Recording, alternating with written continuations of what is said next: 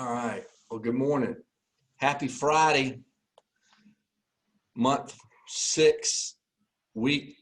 By the way, I think we're at like 27 or 28 of these regular Friday morning adventures. So thanks for coming back week after week.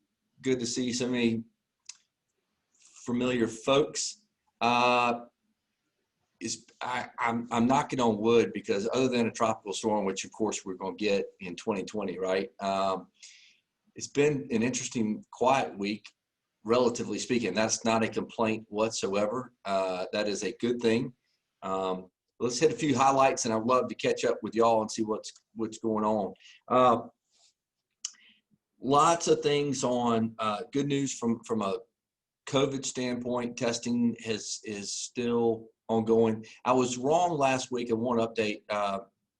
The feds were going to send a surge team in. They plan to do it early this week. They're not coming till tomorrow, but there are going to be sites around town where they're going to try to increase testing quite a bit around the university. So be on the lookout for the surge testers.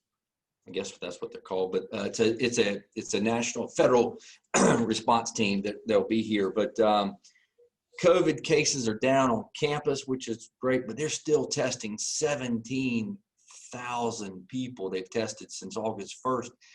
And I will tell you, I had another call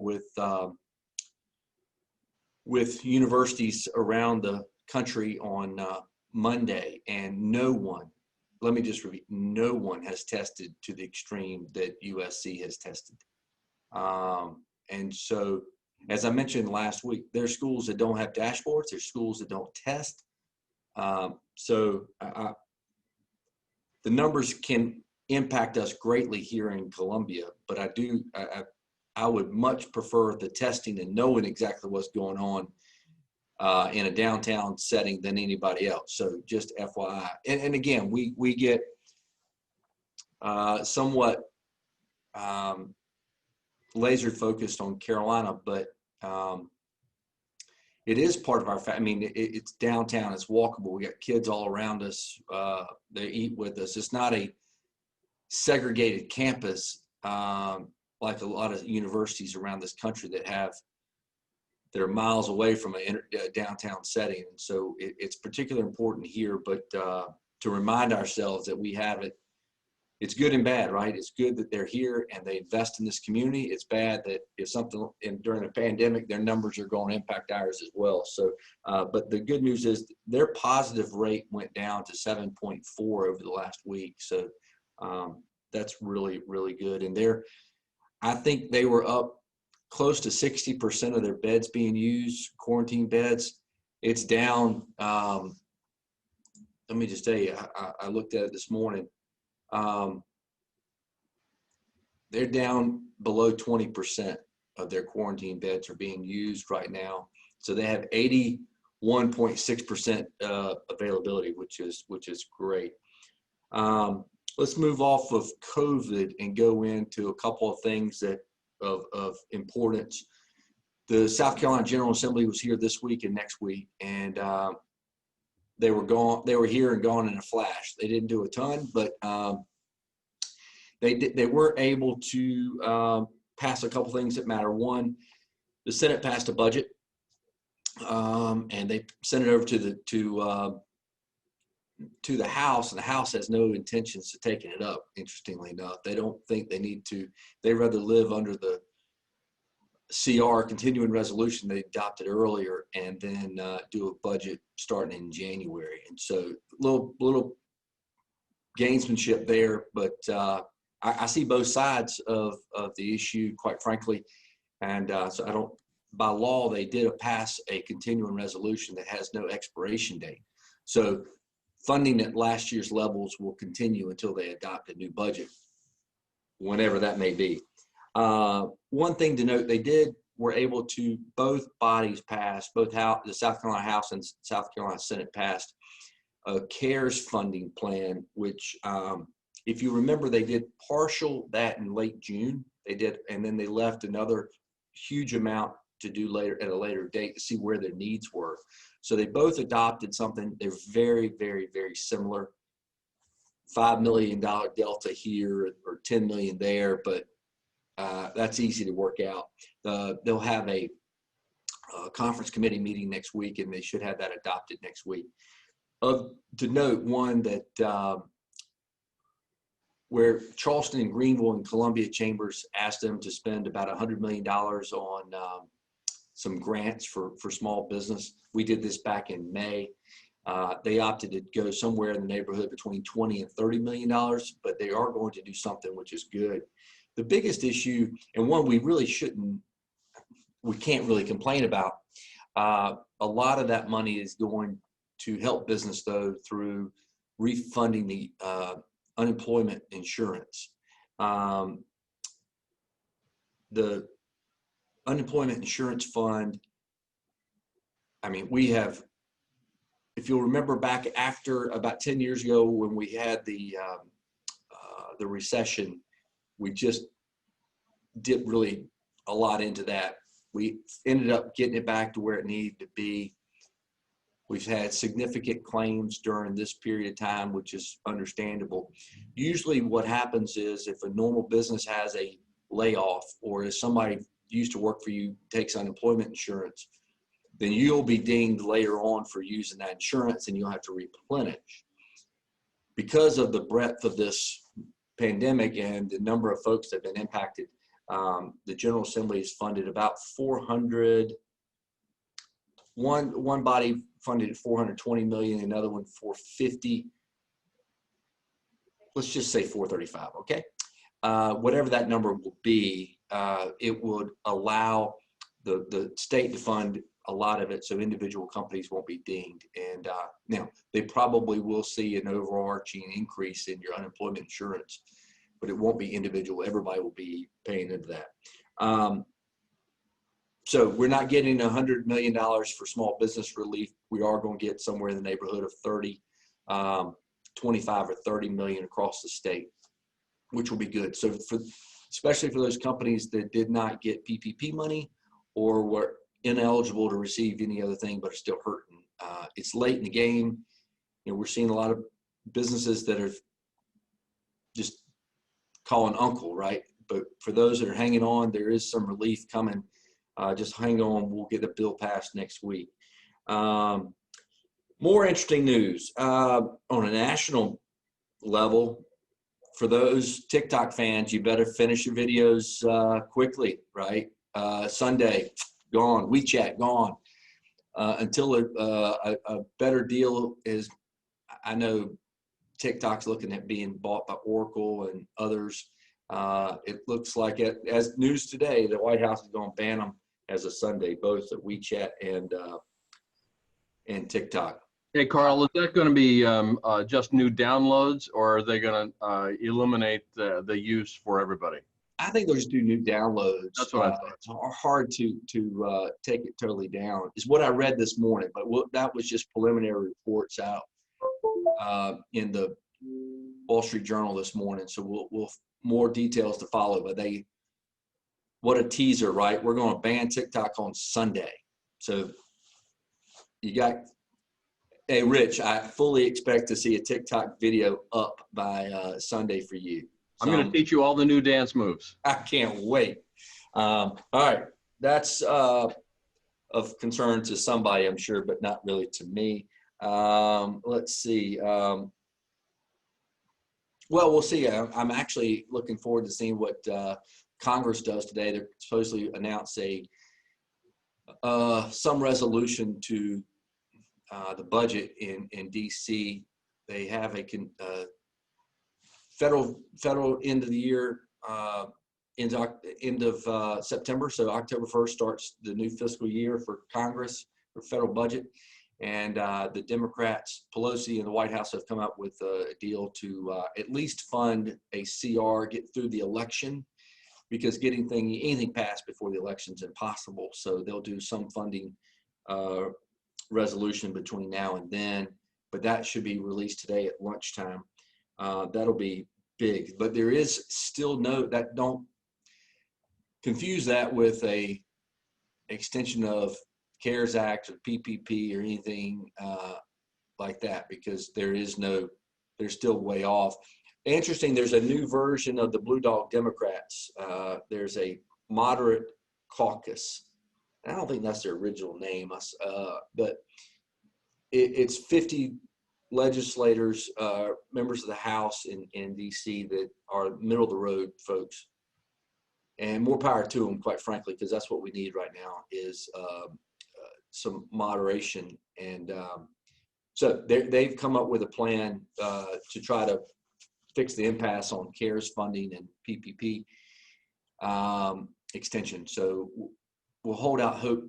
But again, Congress is only, I think they're down now to 8 days between now and the election. They'll be in. So they got a lot of work to do in a short period of time.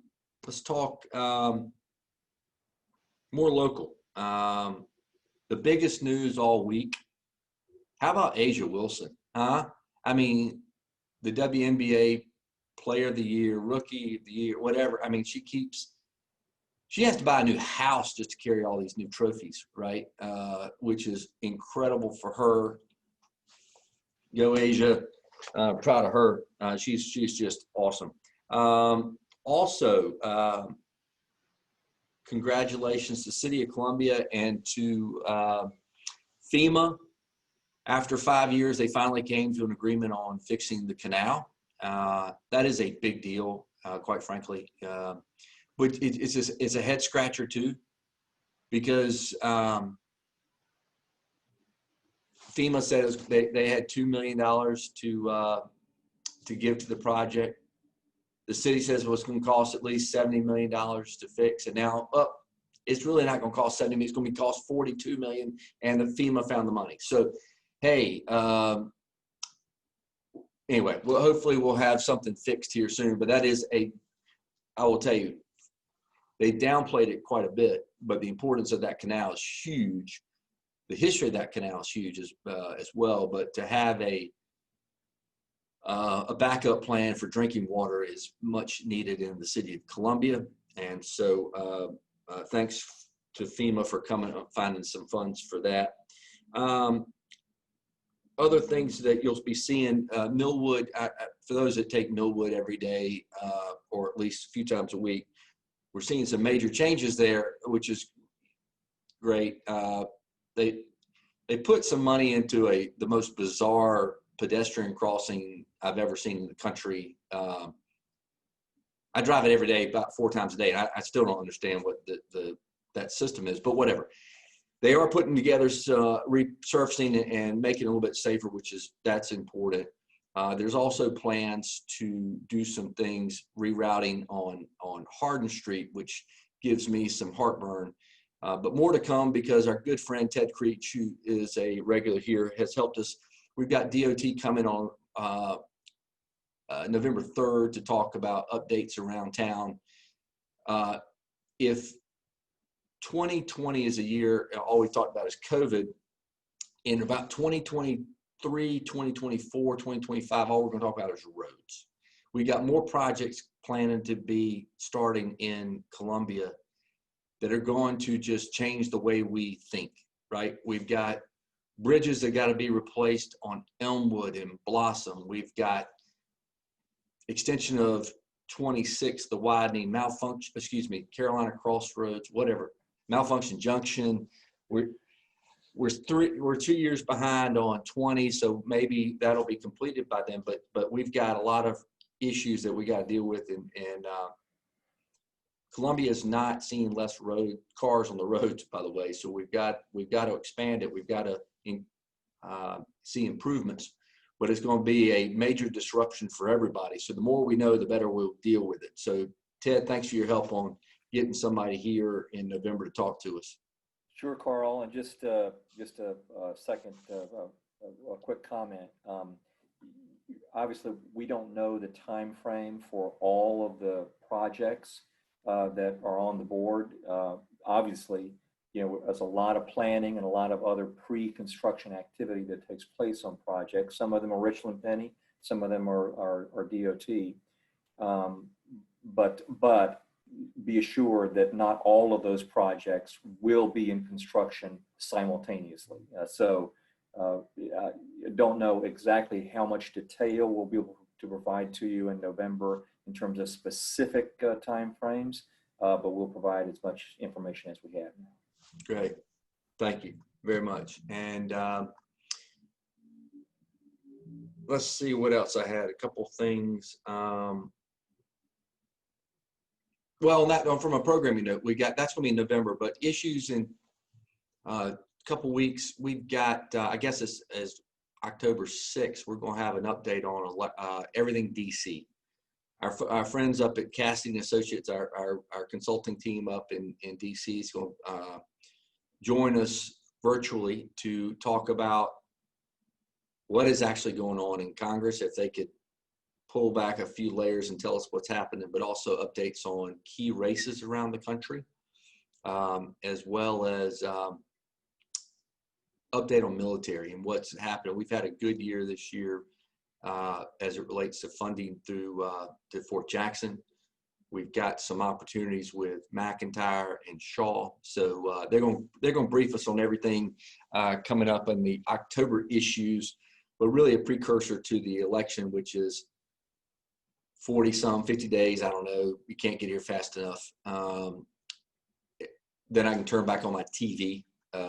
Sorry, Rich, but this is a good year for selling ads, right? I mean, Lindsey Graham and Jamie neck and neck, $100 million. I know I've said that before to y'all, but I just can't get my head around a Senate race that a senator that pays $200,000 a year, $180,000 a year, spending, anyway, it's mind-blowing money in politics these days. So, all right, two other updates right quick, and I'm going to open it up because I want to hear a couple things from y'all. If you have, the weather this weekend is going to be, it's fall. I mean, mark this down, in September, it's going to be low 70s in Columbia, South Carolina. Another one of those quirky 2020 moments here. Big Red Barn is having a summer jam tonight with a legendary country music artist, John Anderson, and Cam West is going to be singing there as well. But Big Red Barn is helping our military veterans out. It's a great organization. So if you, Big Red Barn, just Google that and you can find more information about where to get tickets. But it's an outdoor concert. It'd be fun. Also, another one of my favorite organizations is Harvest Hope. And there's a fall arts and crafts program out at the State Farmers Market this weekend.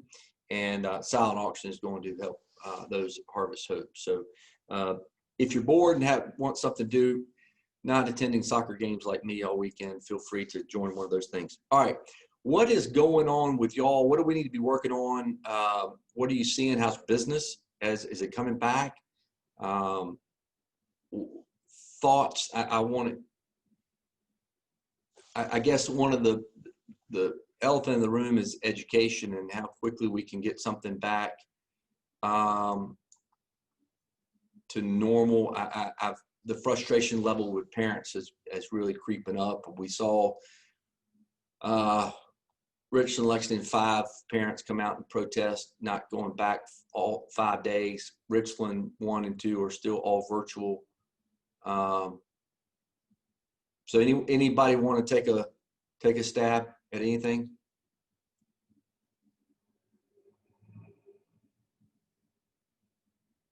No one's. There we go, Beth. Well, I can report for your South Carolina Governor's School for Science and Mathematics because we serve the entire state, including many students from the Columbia area. Our students start back on Monday in a hybrid model. So first juniors, so they can have their own suites, then the other part juniors, and then followed by seniors. So we're moving forward on that, testing that out, see how that goes. I think we're all set for that. And both the students, the faculty, and the parents are all looking forward to having them back. Great. Thank you. Thanks to Heather for posting. Big Red Barn Retreat is up in the chat box. So there's a link there. Thank you for doing that for me. Also, Ted asked a good question. Any movement legislature on Santee Cooper front? No. They passed when they passed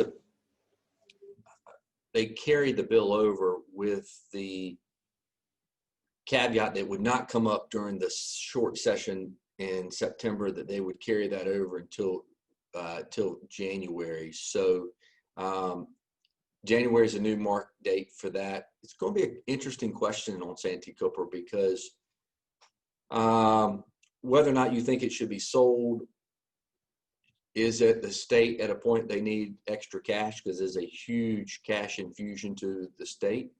Could that fund some projects of the rural broadband, or could it fund some other things? Those are legit questions that got to be addressed by the General Assembly. And I'm anxious. It is a very, very, very tight. It's my understanding. It's very tight. Two things. Just because it's a great idea, that mean, or it may have the votes from a popularity standpoint, but you got to prevent a filibuster in the Senate, and that's a larger threshold. So they may have enough votes to pass just from a percentage, but not enough to get over the hump of somebody trying to squash it. So we'll have to wait. Yes. Yeah, a quick question.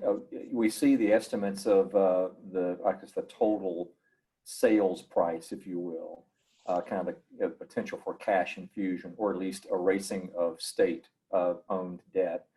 Are there any estimates out there as to how much additional tax, property tax, and other taxes will be put back on the books for local governments if that property that Santee Cooper owns goes from public to private?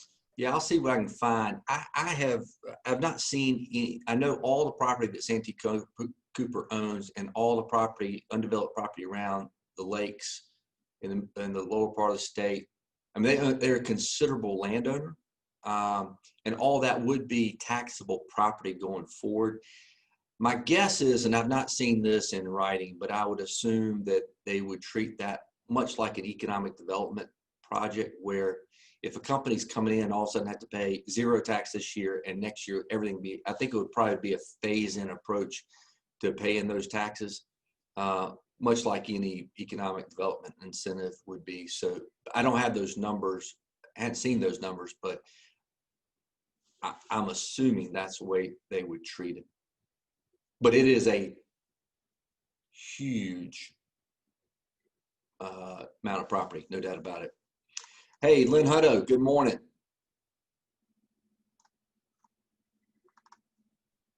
Good morning. How are you? I am great. How you doing? I'm wonderful, wonderful. Hope everybody is.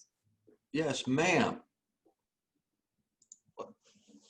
What you got going on today? Actually, believe it or not, I'm tending to a roof problem that occurred during all the rain yesterday. So that'll probably keep me busy. But other than that, just kind of perusing the news and trying to keep up with everything and stay on top of it. It's a lot going on out there. It is no doubt. I'm glad I'm sorry that you have roof problems. We found 3 leaks here yesterday. So misery loves company. Yeah, Not wishing ill on anybody. I hope it's minimal, but well, if that's the only thing I have to worry about, I think I'm okay. Amen. Yes. What else we got today? I haven't heard from my friend Tom Ledbetter in a while. Tom, I'm calling you out. What's happening? You listen. If there's anything going on in the community, Tom knows that he. How about your other chambers you're involved with? What you hearing out there?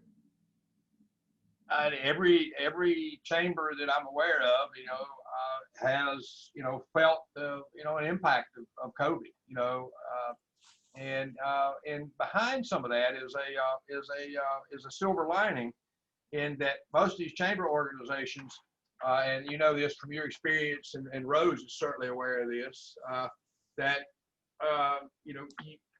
you spend a lot of your time chasing yourself from one fundraiser to the next.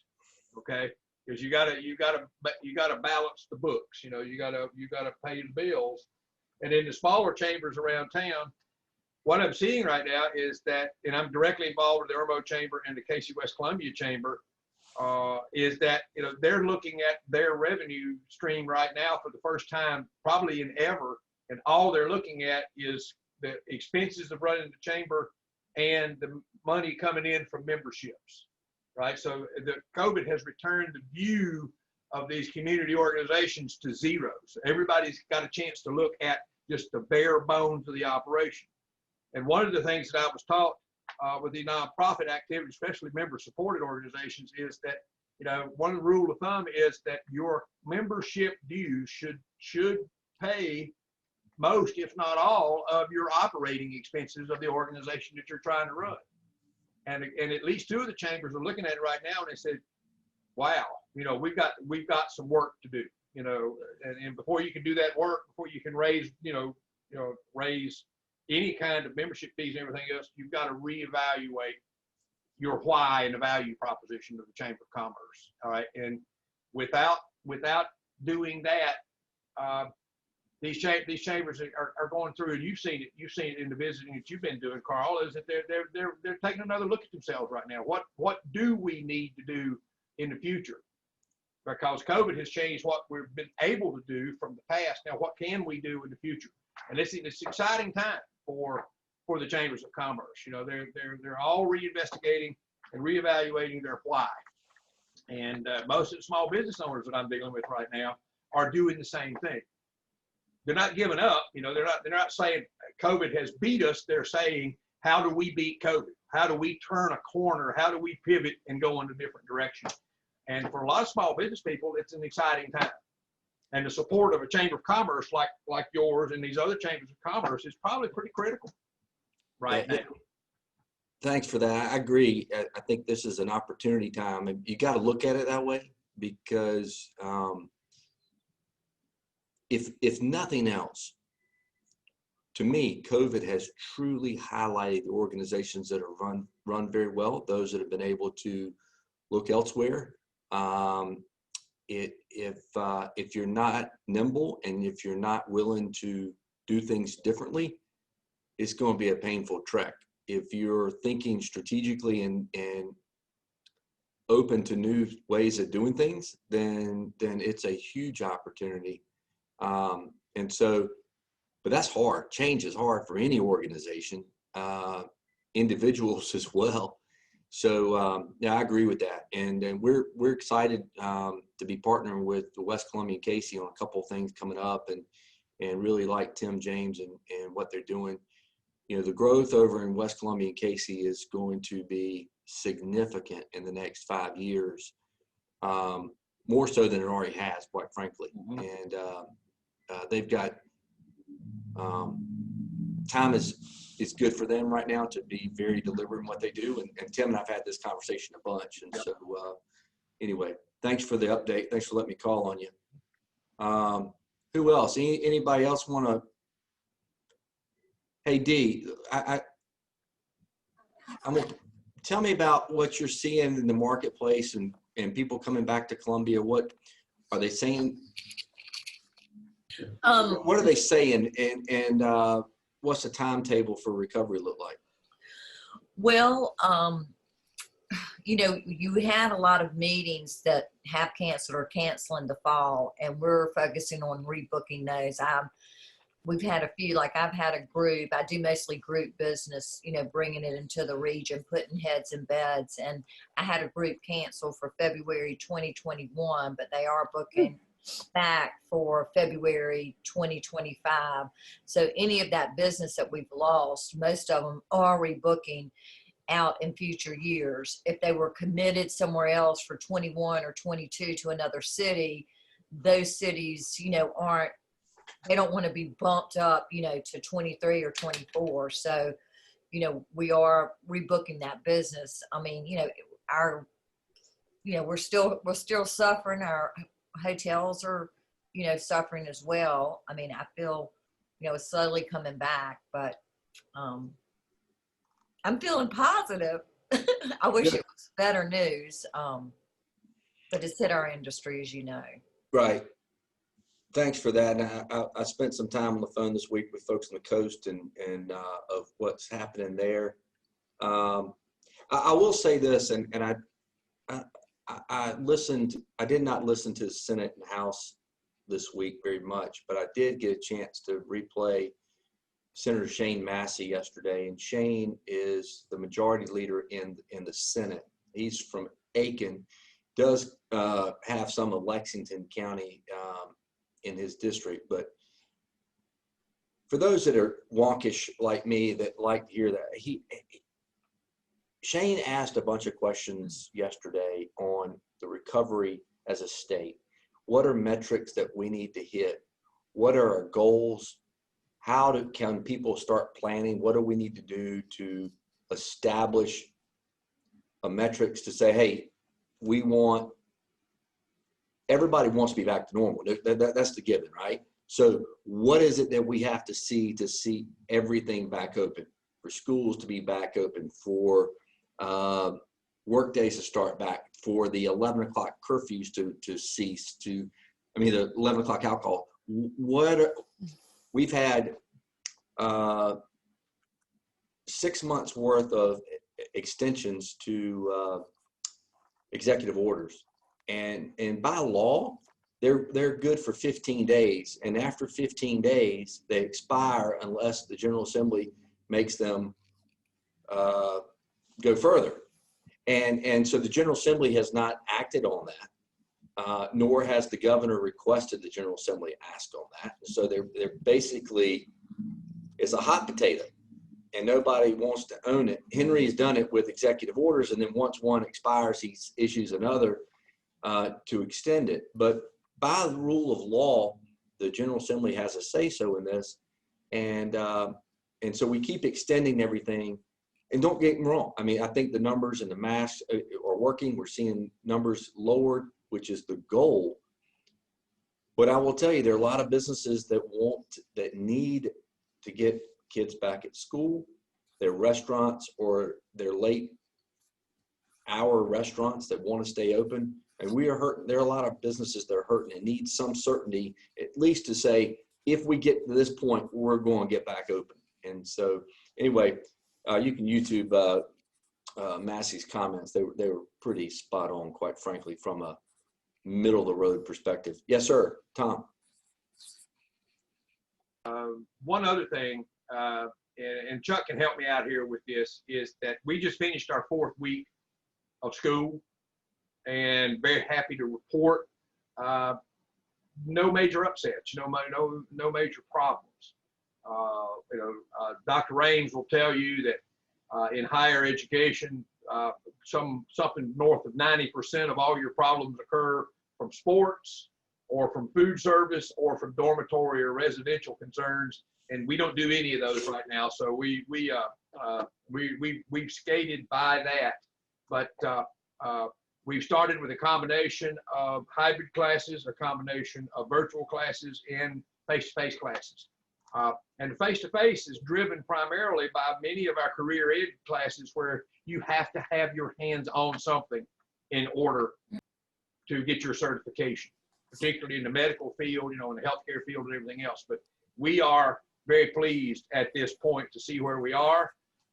And maybe Chuck can give us an update on where enrollment numbers and stuff. But at this time, we are down from last year this time from an enrollment standpoint. But I think it's down, given everything else is down within reason. And we've got 10-week classes starting next week, and 7-week classes starting in the middle of October. So we'll pick up some additional enrollment there. But right now, I am, number one, very proud of the work that Midlands Tech has done, starting last March to start school in September, and the way we've handled and what we've done. So it's been a very positive experience starting back up here at the college. Great. Carl? Yes. Yeah, on a positive note, Columbia is a great drive market. So from the standpoint of the transient, or let's say the visitor just coming, I do feel that Columbia is seeing more of that, and it's a plus that we're a drive market. Right. So that's a good benefit. As y'all know, we have 3 interstates that run through Columbia. So being in the Southeast, we really push that right now with, people not really wanting to get on a plane, so forth and so on. So we're really targeting more the transient. And I do think that part has picked up. It's the group business that, we're slowly chugging along and getting back here. Well, and I think we're going to see some increase as well with football just around the corner. And yeah, if you're airport dependent, that's tough right now. But I agree with you. The drive-in stuff is good. Lynn, you had a hand raised. You're on mute. I just wanted to remind everybody, I know, businesses are trying to get back into back to whatever normal we'll return to, but just check in with your employees. A lot of people suffer in silence. And as we go to do our business, just check in and make sure people are okay. Because times are really tough right now. And Yay, Lynn. we need our people. We need our people, and we need them to be as whole as possible. So please don't forget to check in on your people. Yeah, thank you for that, Lynn. I totally agree. Craig, can I put you on the spot for a second? Craig Curry with Transitions. Good morning, Craig. How are you? Hey, good morning, Carl. A quick update on homelessness. Yeah. The Inclement Weather Center will open on track on November 1st. So if you get questions about, well, what's going to happen citywide with the Inclement Weather Center, it's totally on track. We figured out social distancing. The bus will run from, Comet Central. So the similar format that has happened the last few years, 40 degrees and below, we will open. So we're on track there. We're under United Way, under a partnership there, and I think that will run very well. Here at the center, we've had 3 cases that are positive on COVID-19. 2 were residents in a bed. They were actually at the end of their cycle. They had been tested unbeknownst to us, one of them, and one of them went to the hospital, and the hospital dealt with it. Another person was a person who walked in, was actually at the end of their 10 days. So a day or 2 later, we let all the people came back a day or 2 later. So, Lord willing, it stays that way. It's kind of a miracle in some senses that we've not really had a problem, that we do all the personal protective measures and social distancing. So that's made things a lot harder, but we've moved fundraisers around and gone virtual. But for the clients, we've never closed. So I'd stress that if you have homeless people in your business or somewhere on the streets, you can still send them to Transitions. We take referrals, we take walk-ins, adult men, adult women, and we've done that every day since March. We've never closed our doors to anybody. On that note, is there been any data have we seen a couple of calls this week from various businesses that said they've seen an increase in homelessness, and I can just imagine the economic situation, just the overall climate the last 6 months. Definitely, I can see where you would see increase. But any data support that? Not really, Carl. Anecdotally, obviously, there are folks who've lost their jobs. The unemployment issue, an extension or not extension, has been discussed a lot. We haven't necessarily seen, initially we saw a major increase in folks because they didn't have any other place to go during the day. So when places have closed their doors that would normally have doors open, homeless folks have come to Transitions to be in the day center. So that number spiked a lot initially. Now folks have kind of dissipated. We do think that the out-of-state travel has diminished some of the homeless natural flow that tends to happen. That's anecdotal, though I can't swear to you, because our consistent number at Transitions is 15% out of state. Their last residence being somewhere, Charlotte, Atlanta, somewhere else. And that's been consistent for basically 8 or 9 years. So that data-wise, no real change there, but anecdotally, a lot of the homeless folks have not been able to travel. They lack the resources. They're hunkered down in whatever city they're in. So I think it'll be interesting to see what happens to the point in time count in January after almost a full year of COVID, to see if the numbers actually have gone up or dropped. Okay. Thank you very much.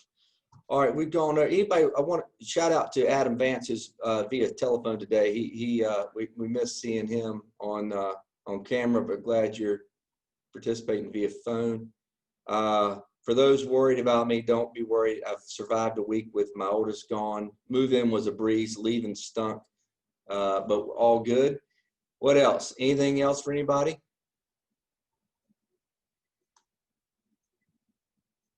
All right. Well, didn't mean to keep you this long, but good conversation this morning. Thanks for joining. Thanks for participating. We will, same time, same bat channel next Friday. And y'all have a great week. Enjoy the fall weather. See y'all soon. Thanks. Thanks, Carl. Thanks, everyone.